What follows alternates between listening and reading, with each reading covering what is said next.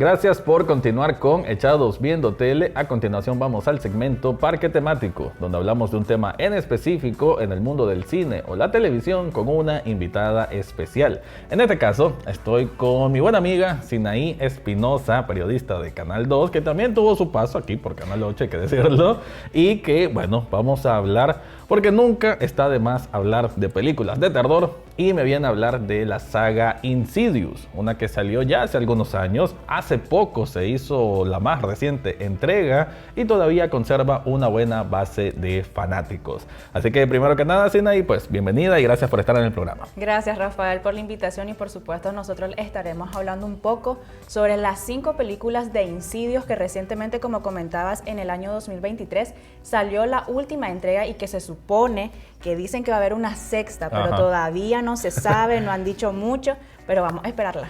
De hecho, como siempre, casi siempre me toca en este segmento, bueno, es parte de lo que me gusta, retarme, son películas que no he visto, y en este caso estuve haciendo así una especie de estudio sobre el resumen de todas estas películas, y veo que es de James Wan. James Wan, un actor, un director, un cineasta de origen asiático que se ha asentado muy bien en Hollywood con este género del terror. Vos creo que también conocés otras películas de James Wan. Vamos a empezar por ahí. Alguien que nunca ha visto una película de este tipo, ya sea Insidious, Annabelle, El Conjuro, ¿cuáles serían sus como características principales? Siento yo que es el suspenso, porque además de darte esa temática de miedo, también te mete en suspenso, te atrapa en la película, porque no es la típica película de miedo que solo es sangrienta, que te presenta escena oscura. Él te atrapa con el suspenso que te presenta y por supuesto te hace como que pensar un poco en todas las cosas que salen dentro de la película. Tal vez una referencia da la siguiente, para la pauta para la siguiente película. Tenés que estar un poquito como que atento a cada una de las cosas que el director te presenta en cada una de sus entregas. O sea, hace una especie de rompecabezas, ¿no? Él va dejando pistas que después van a tener mayor sentido. Digamos que es un director que desde que arranca una saga sabe que va para largo. Exacto. Porque en este caso, si no me equivoco, la primera Insidious es 2010. Sí. O sea, estamos hablando ya casi 15 años desde que sacó la película, la primera. De hecho, si vos mirás, o sea, te voy a poner otro ejemplo. Yo la primera vez que miré Insidious, sin querer miré la tercera. O sea, me di cuenta, la miré, yo, se mira como bonita, voy a verla, la miré y quedé como que, ¿y esto qué? ¿Qué pasó aquí? Me puse a estar buscando, a tomar información para ver si la había visto bien y me di cuenta que era la tercera y yo, ok, entonces, sí, con razón, quedé como que un poco perdida. Entonces fui, busqué y miré cuál era la primera, cosa que en esta saga de Insidious, que son 5 hasta ahorita, la tercera dicen que no tiene como que mucho que ver con las otras 4 porque quedas como en el aire.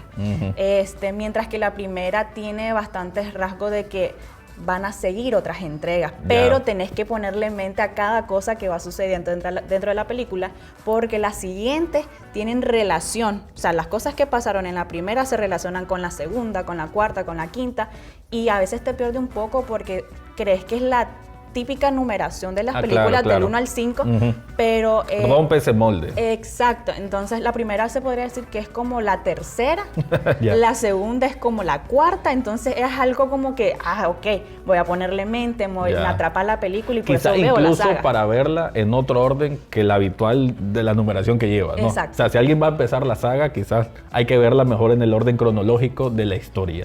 Pero empezando a como empezó James Wan con esta Insidious, la primera, en general, ¿de qué va la historia? Contame. Ok, se trata sobre proyecciones astrales, donde Josh, que es el protagonista principal de la película, junto con su hijo Dalton y Renee, que es su esposa, él desde chiquito tenía esos viajes astrales, él no sabía cómo controlarlos y que sin saber él lo heredó de su papá, cosa que su papá aparece tal vez ya en la quinta película. Que en la quinta, en la primera solo lo mencionan un poco, no hay ni siquiera fotos, no hay nada que hable sobre él, más que todo de que pues su papá está como que ausente, nada más. En la primera podemos ver tal vez de que Dalton sufre una caída después de que ellos se mudaron a una nueva casa, porque es Renee la esposa, Josh como padre, Dalton, Foster, que es el segundo hijo, y la niña, que casi no mencionan el nombre de la niña. Ah, yo pensé que era solo un hijo. No, son 3. Son 3. Pero como que le prestan más atención a uno. Dalton, que Dalton es el mayor, de hecho.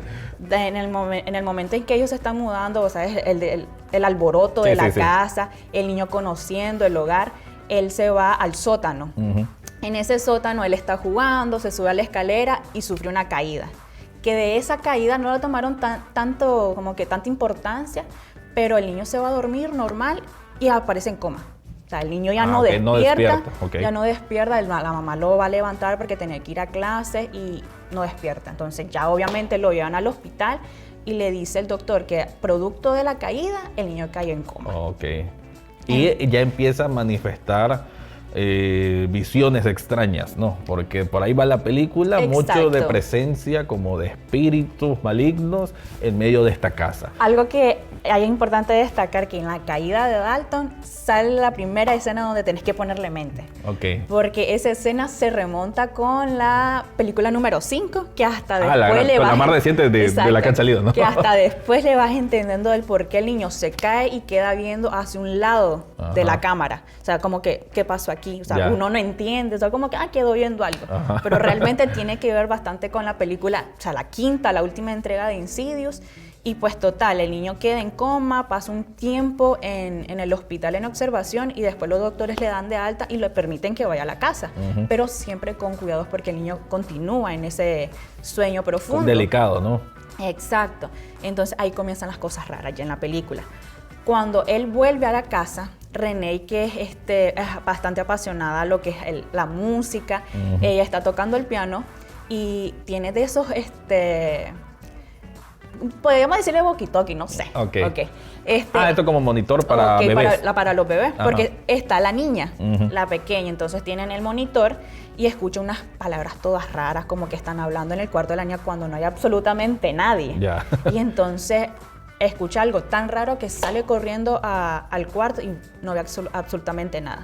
Entonces ahí comienzan a aparecer ya manifestaciones espectrales, que se le puede decir que aparecen como 7 alrededor de las 5 entregas de Insidious, y todos son diferentes, unos más feos que otros. Una dama de blanco, otra de negro. O sea, le ponen como una característica a cada una de estas apariciones. Y lo bueno es que con las apariciones que salen, que de los espectros, le dan como que esa historia para que vos entendás por qué aparecen. No solo aparecen y ya te asustan. O sea, no son monstruos que solo son monstruos por ser monstruos. No, ellos tienen su historia dentro de la película, te la menciona para que vos puedas entender el por qué está ahí, y por supuesto de que le dan como ese enfoque de por qué el espectro aparece en tal escena o por qué aparece en esa entrega. Sí, de hecho así estuve viendo, pues que es una saga de películas que como que sí se esmera en cuanto a los detalles, en ese sentido, ¿no? Esos detalles narrativos, de poder ir haciendo conexiones de puntos, de las razones. Creo que eso es importante, ¿no? No simplemente ser espectros del infierno que quieren arrebatarte el alma. Y también creo que también se vuelve interesante la explicación de ese plano astral. ¿Por qué existe ese plano astral? ¿Quiénes conectan con ese plano astral? ¿Quiénes tienen el poder de viajar ahí? O mejor dicho, quedar atrapados, ¿no? Porque también la película, hasta donde supe y donde he visto en el resumen de estas 5 películas, casi siempre también el factor común va a ser que va a haber uno de estos espíritus que está buscando un cuerpo humano. Y ahí es donde es la mayor repercusión en cuanto a los sustos de una propia familia o romper un núcleo familiar. Por supuesto, y también hablando sobre eso de los espectros, el principal es uno de cara roja, que ese es el principal de las 5 sagas de Insidious. Pero que además de que sale ese espectro, salen los otros 6, como te decía, con la explicación del por qué aparecen y el por qué siguen a tal persona, o sea, a tal protagonista en las películas. Y por supuesto de que unos como que dan un poquito más de miedo que otros, porque como te decía, no es esa típica película de miedo que solo es sangrienta. Te atrapa, te da miedo, eso quería preguntarte, te hace pegar ese brinquito. Exacto, ¿qué tipo de susto es? Tengo entendido que hay uno de los sustos más famosos de Insidious, que es, creo que la cara del protagonista, en este caso el personaje Josh, que es protagonizado por Patrick Wilson, que creo que la cámara, o sea, como que está fija en él y de pronto se mueve un poco y aparece, creo que ese demonio rojo. Creo que ese es uno de los sustos más clásicos que tiene. De hecho, eso es en la primera. En la primera película, donde ellos se mudan a otra casa pensando de que, ok, nos mudamos, se acabó todo, ya no nos asusta. pero para nada, porque de hecho ese espectro viene persiguiéndolo desde niño, por lo mismo de sus proyecciones astrales que son heredados de su papá, cosa que a él le hicieron como lo hipnotizaron, que ahí aparece Elise, que es también la protagonista, que a uno le agarra cariño también. Como que aparece en todas las entregas, ¿no? Exacto. Además, que es una señora ya de cierta edad que tiene como esta capacidad de comunicarse con espíritus o espectros. Exacto, ¿no? es una medium que de chiquito miró a Josh para ayudarlo, porque la mamá, que es Lorraine, la buscó porque necesitaba ayuda, porque su hijo estaba pasando por situaciones muy raras, donde lo perseguía una mujer de blanco, salía en sus fotos, de hecho en la película Josh no deja que lo tomen fotos, por lo mismo porque quedó como que con ese miedo, aunque él tal vez no se acuerda perfectamente de qué fue lo que pasó. Entonces está la medium, que es la encargada de todo en las 5 sagas. Ahí te quedas un poquito perdido porque en la primera sale que la mataron. Ok. Pero después aparece en la segunda, en la tercera. Spoiler de modo. Sí, ni modo, para que la miren. Sí. Porque es bastante interesante, te atrapa. Tengo entendido que en una de las películas, por como decimos, el orden cronológico no va en orden cronológico del 1 a la 5. Y de hecho vamos a encontrar en algún momento que vamos a conocer más de la historia de Elise. De hecho creo que una película se concentra solo en ella, su familia, sus sobrinas. Exacto, que creo que si mal no me equivoco es la número 4, que ya hablan sobre un poco sobre sus poderes, de cómo sus papás la trataron. De hecho, Elise sufrió maltrato por parte de su papá. A ella le achacan la muerte de su mamá, cosa que no, que hay un espectro que le dicen cara de llave, que es bastante...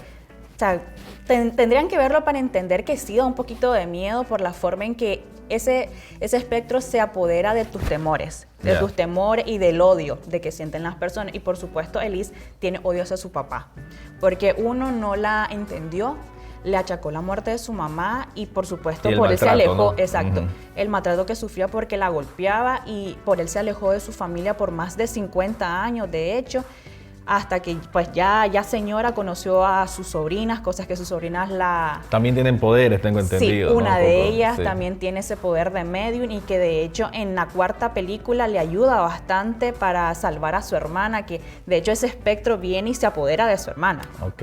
Entonces, tanto tía como sobrina se ayudan con el poder que ellas tienen.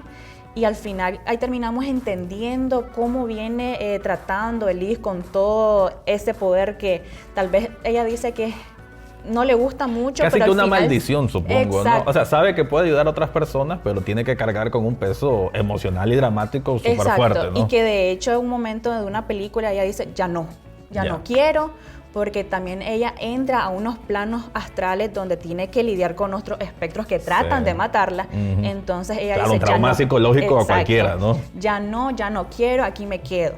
Pero al momento de que ella tiene que eso es en la 3ª película donde yo miré, tiene que ayudar a una muchacha, ella dice, ok, lo voy a hacer porque necesito ayudarla. Claro. Y ahí es donde ella retoma ella no es indiferente ante otros problemas de ese tipo, ¿no? Exacto, retoma todo este trabajo que ella venía realizando como medium para ayudar a la muchacha porque ella sintió el peligro que estaba corriendo, porque ella también siente las vibras de algunas cosas malas que tal vez están persiguiendo a las personas y donde dice, ok, volveré a lo mismo. ¿Cómo sentís vos que es la consistencia entre las películas? Porque tengo entendido que las primeras 2 sí la dirige James Wan, a nivel de construcción de los sustos, del terror, del suspenso, pues se siente así, pero tengo entendido como que las últimas no tanto. Incluso esta última película creo que es dirigida por el propio Patrick Wilson, el mismo que es el actor principal, y muchos por ahí dijeron que como que no se siente lo mismo. ¿Qué opinarías de eso? Es que, a ver, como te diría, en la última entrega uno espera un poquito más, tal vez similar a las entregas anteriores donde ese suspenso te atrapaba, pero ya en la última se centra más en la familia, donde Patrick ya está como separado de Renee y entonces tienen que darle un seguimiento a su vida. Ya el hijo mayor, ¿verdad? Exacto, y una relación complicada con Dalton, de hecho, por lo mismo de que ellos dos fueron hipnotizados. Para que guardaran todo ese recuerdo, ¿no? Y entonces viene Josh con un problema de Alzheimer, que él no sabe por qué. O sea, y se comienza a tratar el problema, la relación complicada con su hijo. Renee tuvo que decirle, ok, te pasó esto y esto y esto, porque Lorraine, que es la mamá de Josh, fallece.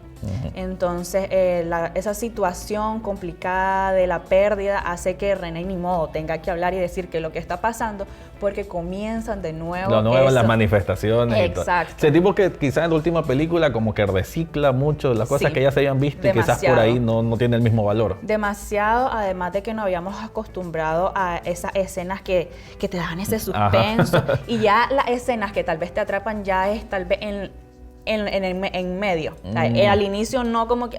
Se siente más drama familiar quizás. Exacto, es como que una película típica de relaciones complicadas de familia y que tiene que ver con el terror, no se sabe. Entonces ya en medio es como que sentís un poquito ese suspenso y ya al final es lo mismo, drama familiar. O sea, como que tal vez... Esa reconciliación más que todo. Tarda un poco en llegar a los puntos más interesantes, ¿no? ¿Crees vos, ya para ir cerrando, Sinaí, que vale la pena que hagan una sexta película? ¿Hay todavía cabos sueltos que deben todavía cerrar, o por ahí, si lo dejan ahí, no pasa nada? Según a mi criterio, siento que no. Porque la manera en la que cerró la quinta entrega, donde pues la relación de Josh con Dalton como que se fortalece por todo lo que pasa, porque Josh sale a rescatarlo. Dalton mira que su papá sí lo quiere, que sí se esfuerza por él y que por todos los problemas que han pasado, obviamente, han tenido todo ese alboroto en su familia. Pero siento que ya no da para una sexta entrega, pero si la hacen hay que verla. Hay que verla, hay que ver. Estarías ahí para verla. Exacto, esperándola, porque de hecho había visto la última película que había sido la cuarta y yo necesito ver la quinta, ver la quinta para ver cómo finaliza. Pero según mi criterio ya no, porque ahí finaliza como que nos reconciliamos, padre e hijo, somos felices y ahí quedó. Ya para una sexta no sé si daría. Como que volvieran a sacar un hilo el cual no es necesario. Exacto. Que ya está todo bien encerrado, ya el círculo pues cerró y sería como exagerar. Quizás. Exacto, sería como que, no les encontrar concordancia, solo que le saquen una saga con respecto a la tercera que quedó como un poquito ahí en el aire, que no tiene nada que ver con las otras cuartas entregas. Pero digo que ahí puede quedar. Pero si la sacan, yo no digo que no para verla. Bueno, muchísimas gracias, Sinaí. Vamos a estar atentos si sale una sexta. De hecho, por lo menos creo que miraría la primera. Me parece que la primera sí tuvo su cuota interesante, fue diferente quizás para su momento. Hay que decir que esto creo que antes del Conjuro, antes de Annabelle. Entonces como un trabajo previo del mismo director. Siempre es bonito ver a los cineastas cómo se van formando, ¿no? Entonces, en ese sentido se viene bastante interesante esta saga de Insidious. Nuevamente, pues, gracias, Sinaí, por haber estado en el programa. Con eso vamos a una pausa comercial y continuamos con más de Echados Viendo Tele.